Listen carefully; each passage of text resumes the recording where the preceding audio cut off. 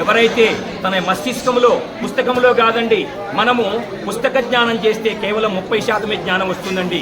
మస్తక జ్ఞానం అండి. మనము శివ పరమాత్మ యొక్క లీలామృతం దివ్య సన్నిధానం అమ్మ జగన్మాత సన్నిధానంలో ఉన్నామండి.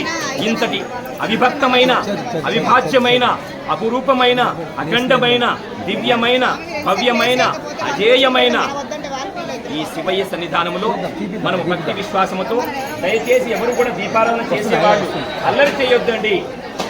మనము ఎంత మౌనంగా ఈ యొక్క శ్రీ శ్రీ శ్రీ శ్రీ పార్వతీ సమేత జడల రామలింగేశ్వర స్వామి ఆలయ దివ్య సన్నిధానంలో మౌనంగా ప్రశాంతంగా దీప ఆరాధన అనగా దీపాన్ని ఆరాధించటం, దీప ప్లస్ ఆరాధన, దీపాన్ని ఆరాధించటం. ఆ దీపమే శివయ్య, ఆ దీపమే జగన్మాత. ఆ దీపాన్ని బయట కాదండి, మనలో ఉన్నటువంటి అజ్ఞాన తిమిరమనే చీకట్లు తొలచి జ్ఞానమనే వెలుగనే ప్రకాశమనే శివయ్య అనే అమ్మ జగన్మాతనే గణపతి అనే అయ్యప్పనే సుబ్రహ్మణ్యేశ్వర స్వామి అనే వెలుగును ప్రకాశాన్ని ఈ హృదయంలో నింపుకోవాలి. అప్పుడే మనము చేసినటువంటి పూజా ఫలం ఫలిస్తుందండి.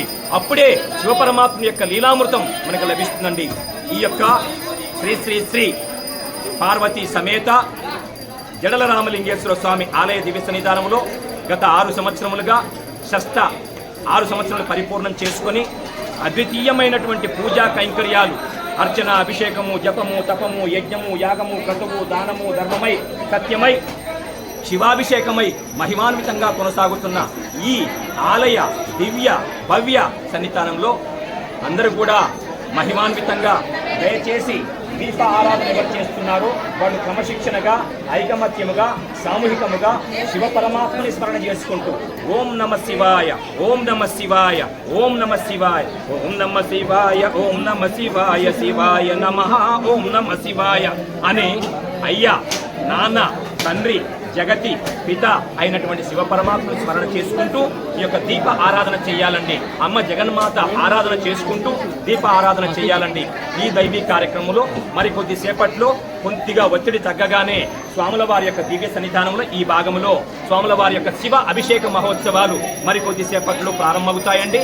కావున ఈ శివ అభిషేక మహోత్సవాల్లో భాగముగా ఈ యొక్క దాతృత్వ మూర్తి అయినటువంటి ముజ్జా బాలకొండయ్య గారు, వారి యొక్క ధర్మపత్ని, వారి కుటుంబ సభ్యులు శివయ్య యొక్క ఈ యొక్క కార్తీక పౌర్ణమి శుభవేళ వారందరికీ కావలసినటువంటి యొక్క పూజా సామగ్రిని దాతృత్వంతో వారు సమర్పణ భావనతో ముందుకొచ్చారండి.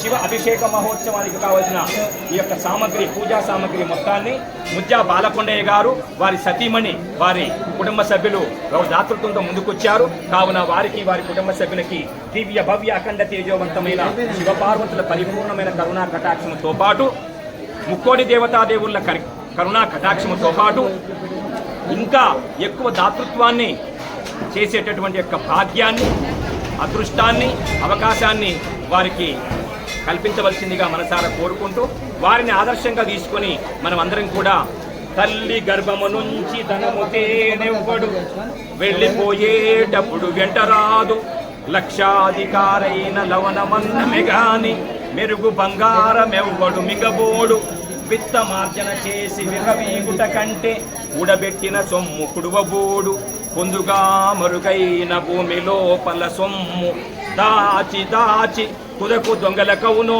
దొరలకవునో తేనె జుంటీగలగును తిరువరులకు భూషణ వికాస శ్రీధర్మపుర నివాస దుష్ట సంహార నరసింహ దురిత దూరా.